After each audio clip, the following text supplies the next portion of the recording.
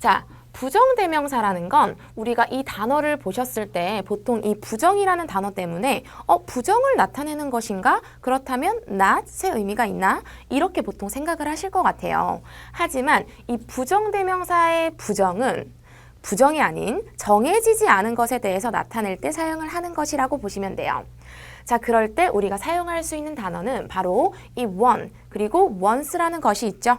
그리고 여러분들이 보통 이 it이라는 대명사를 많이 보셨을 것 같아요. 그래서 이 one과 it의 차이가 도대체 무엇인지 오늘 같이 한번 알아보도록 할까요? 자, 이 부정대명사 one 그리고 once는 언제 사용을 하는 것이냐 봤더니 앞에서 언급됐던 것과 같은 종류의 불특정한 사람이나 또는 사물을 가리킬 때 사용하는 것이다.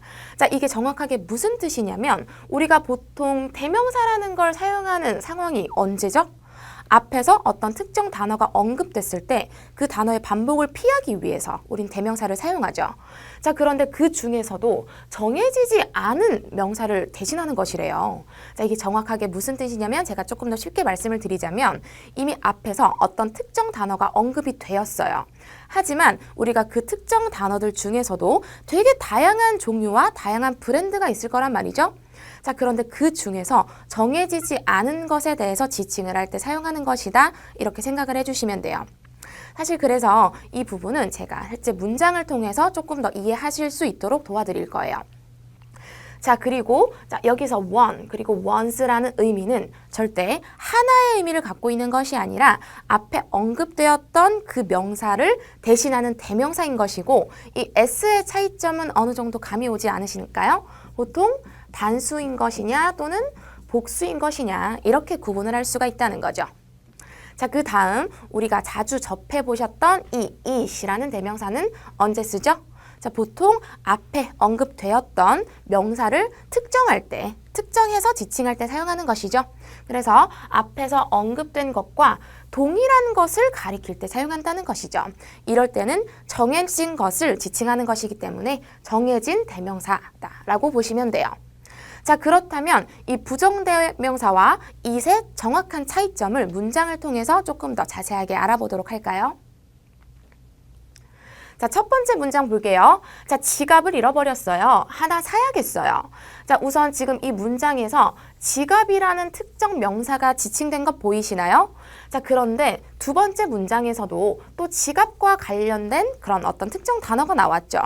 하지만 이때는 정말 개수 하나를 사야겠다라는 의미가 아니라 앞에 언급되었던 이 명사의 다양한 브랜드 중에서 아직 정해지지 않은 하나를 사야겠다라는 의미라는 거죠.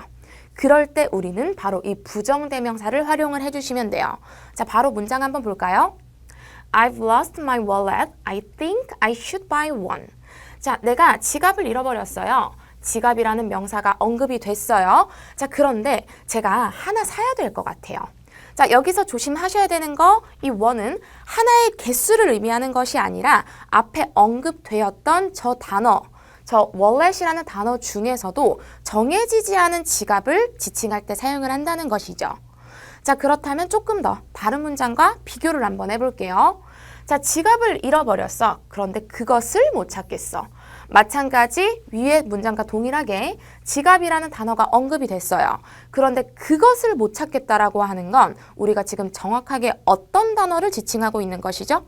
바로 앞에 나왔던 이 특정 이 지갑이라는 이 단어 그 자체를 지칭하고 있다는 것이죠. 그럴 때는 정해진 저 지갑을 나타내는 것이기 때문에 우리가 it이라는 이 대명사를 활용을 해주셔야 된다는 거죠. 그래서 위의 문장과 밑의 문장의 차이는 바로 어떤 명사를 사용했는지에 따라서 의미가 조금 달라진다. 이렇게 생각을 해주시면 돼요.